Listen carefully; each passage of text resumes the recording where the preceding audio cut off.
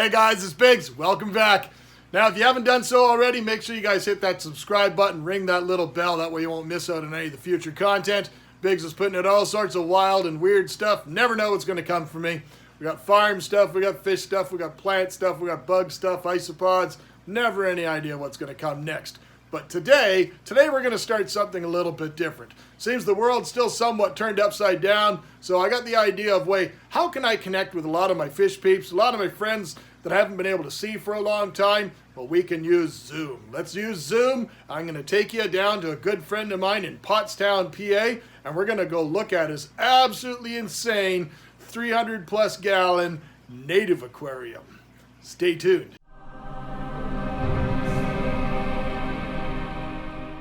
All right, everybody. I was telling you about this guy. It's a good buddy of mine. It's my friend Austin. Austin's down in PA with the status of everything right now. We're trying to find new ways and means that I can bring you guys something really cool and different. And I thought maybe this would be the way to do it. When I met you, you were keeping plecos. Those are catfish. Catfish eat poop. So I made a very, very conscious effort to try and educate this young man into proper fish keeping. So slowly but surely eroded away at your nog, and you were out not keeping plecos anymore, and then you got into real fish. And real fish would be? I guess Central American cichlids. There you go. That's good. New World cichlids. That's good. So we did a little stint in that. That's a super cool tank. And that's why I wanted you to be the first one on this kind of new platform idea that we had. Well, I feel honored. I mean, it's a lot of hard work and quite a bit of money that went into that thing. Well, yeah, the real reason, you had a big fish room that was directly behind that thing. But really, honestly, even prior to the pandemic and stuff like that, you were going all the time. And you still are right now. Yeah. Your job, you set up audio and visual, and you're the lead for audio and visual for major hotels and convention centers all over the U.S. You're constantly traveling. You travel more than I do. And I just can't even fathom somebody traveling more than I do. No, honestly, that's why this whole thing transpired. Was had to break down the fish room, and that's why I dipped the toes into the African cichlid thought of doing that, was because I just wanted something different and something fun to look at. Because I was only going to do one tank, not going to do a full fish room anymore. Disappointment. Well, I quickly learned the errors of my ways and was like, this isn't for me. You have an African cichlid aquarium in your living room, do you not? It's for sale right now. That's so funny. I still remember you were down in I think we were at a grocery store, and you alluded to the fact that, and that's something nobody should ever do with me, and you alluded to the fact that the only thing you really hate is pickles. I think that's been the one biggest mistake of my entire life, was telling you that I hated pickles. So I made one small Facebook post about pickles or something on your page. Probably just, one insignificant post. And now you get random people from all over the place send you pickle-related stuff.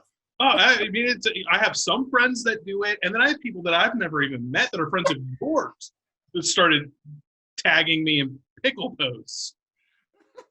Well, yeah, it just doesn't. Anything else on your Facebook page at all? Like on your social media page? Is there anything else other than pickle-related stuff? Well, because I don't use my Facebook for anything other than fish, really. And all it is it just becomes in between my posts of pictures of a fish or a tank, there's 3 or 4 pickle posts in between each one.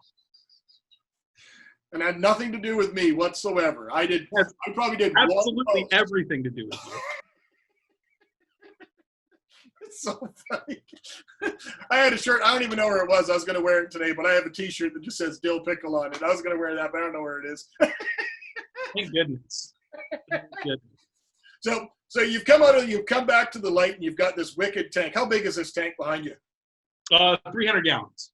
300. So, you got it custom made, I think, right? I did. I had Acrylic Creations out in Butler, Pennsylvania, which is just north of Pittsburgh, create it for me. Oh, it's an acrylic tank. It's not glass. No, it's acrylic.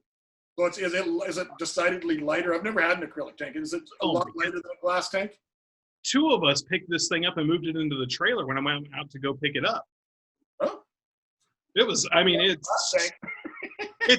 heavy. I mean, there were two of us that carried it around back when we switched off with a couple people, but it's considerably lighter than a glass tank, and I think it's way less than like standard 180 is. Yeah, anytime you have one of those big tanks, those big glass tanks, you got to move, and you do that post. Hey, anybody want to come and help me? And you phone all your buddies. Those are pretty much the last time you're ever going to see those people. So you also give them a few beers and pat them on the shoulder. Says, I appreciate you, because you may never see those friends ever again. Right. I had friends help me move these two 160s that are in the back here. I call them the bunk beds. And that top one is almost shoulder height for me. And it was a nightmare to get it up there. Don't ever want to do that. So now we're going to do some changes in the fish room, bring everything down a little bit. So getting back to your tank, how did you end up wanting to go the native route? Like, how did that even transpire? That was the first time I think you said it during this. So I went native. I went North American fish only. Yep. And the reason for that being was I started getting out once the pandemic hit earlier this year. You know, nowhere was really open, and so I started getting out in the local lakes, ponds, and creeks, and playing around and collecting, fishing, just doing all sorts of stuff. And I was like, I think this is the reason why I started liking fish in the first place, was when I was a kid catching fish and, you know, playing around in the water. Why don't I just do native? Because when I first brought this thing back, the whole plan was to do a full Shingu setup. Okay. And to keep fish only from the Shingu. With plecos. Because that's my first love was South American cichlids and plecos. So, but you know what a Scobian Sisters pleco would do to an acrylic tank? Well, I know that. I could probably show you some scuff marks on the back panel from the Sudan Citrus and the Scobian Citrus.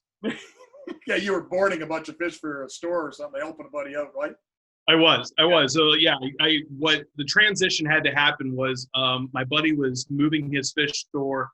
I took some of his stock from him to hold on to him for a little bit. It includes some massive plecos. I think it was an 18, 19-inch L24. Yeah. So, I mean, there was some massive stuff in there, but they scratched up a couple of panels, but nothing that you can really see. I just know because I know this tank like the back of my hand right now. Yeah.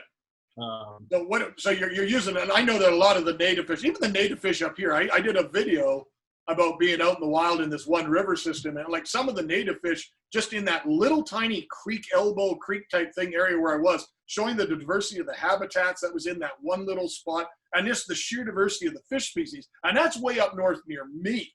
The further you guys go down, especially on the eastern side, there are some outstanding native fish, the darters, the shiners, a lot of those minnow and chub type things, all the sunfish and the like, what are they called, pumpkin seeds and the panfish and stuff like that.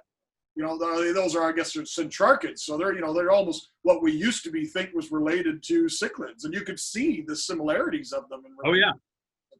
But some of them are breathtaking colors. They are. And I mean, most of the fish, I think there's two species in here that I cannot find in my area. Okay. One, the sunfish group that I have are long ears. And I have a very special bass in here that's not found here, but everything else I can find almost in my backyard. And it's crazy the amount of fish and species I was catching when I started playing around earlier this year. But that's also even the fact that most of the stuff that you have in that tank is native to right where you are. Yeah. It also ties it in. Like on the opposite wall of where you're sitting in your basement, you are a huge Ohio State fan, and you have a huge logo in your basement and stuff like that. And now you have all these fish that are native right there, and you're getting to appreciate it in a totally different way. And I think that's super cool. What's in the tank? How did you set up the tank? What's your filtration, your lighting? Like, give me some of the basics on the tank. Let everybody know about it. So the tank is 8 feet long, 30 inches deep, and 30 inches high, 24 inches high. There is the filtration system in the back. There are 2 overflows on each side of the tank, and that go down into, I guess, what you would call a trickle filter. There's nothing trickling about it. It's flowing hard. Burning tank. It is. And I honestly, I took the idea I had Scott Maurer out at Reef to Riff, how he was filtering his entire rows of tanks. I'm doing with this tank, which is basically water overflows in the overflow, drops down below into a giant 150-gallon vat. Yep. And then there's a 4,500 gallon per hour pump in the bottom of the vat that pumps it back into the tank. But it goes over bio balls, goes over. Okay. You use like filter stocks like to filter out the particulate matter? Yep. Yeah. There's a couple. There's two different pipes at the end that the water comes down in a V and goes over some padding, and then filter floss, and then drops into the bio balls. 2 baskets of bio balls, and then down into the vat.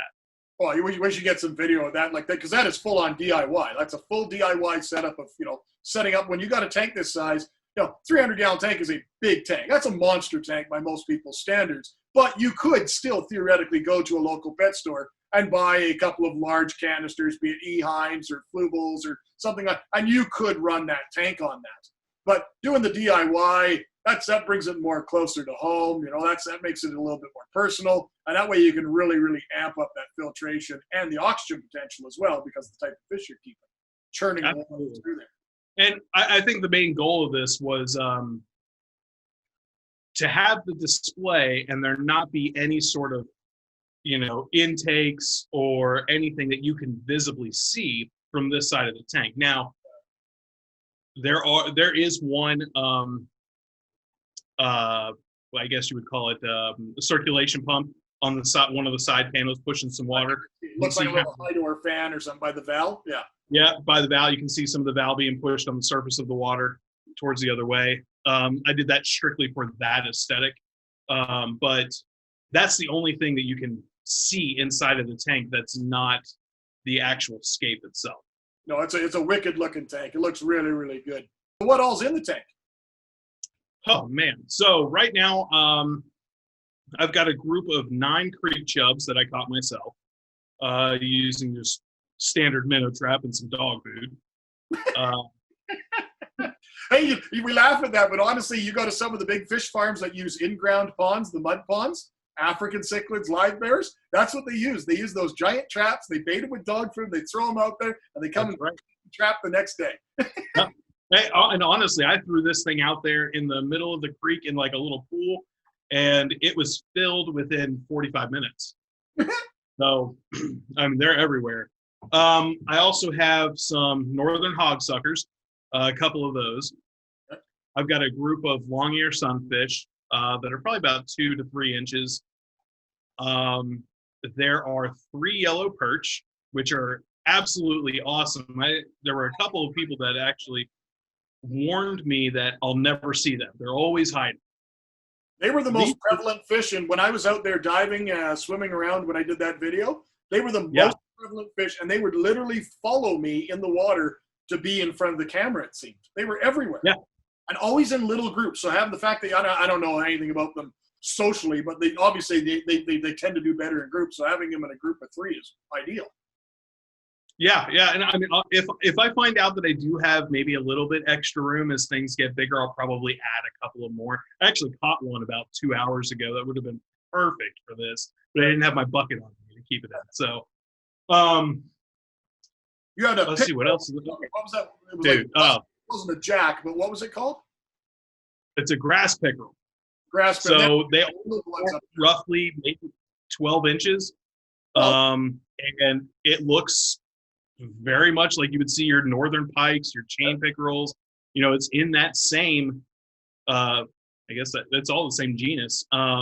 It's so awesome. I don't think you'll ever take off live. I remember catching little, what we call fingerlings, because that area I showed several small ones. They were right against the edge. Like we're in a pisco in South America, right in the leaf litter, right in the shallow areas of the banks. And I'm finding ones that are, 8 to 10 inches in size. And those are the ones that were born that spring. So they got to get to me, because there's one in the video that was probably about 20, 24 inches, 28 inches. I don't know how big it was. Right. And that one's probably only in its second year. because I in all the fish that I've kept over the years, keeping those few little pikes that I had, and I only kept them for a season, and I let them go in the same area where they were. But keeping them that way, they were absolute gluttons. And you know, back in the day, this is like in the early '80s, I'd have to go to the pet store and buy feeder fish because that's what was available then. Right. Come home with like 100 feeder fish, thinking, "Oh, I've got the month taken care of." Come back in the room 10 minutes later, and they're all gone. And this thing's got this obese belly hanging out of it with all these knuckles and stuff. Like, where'd they all go?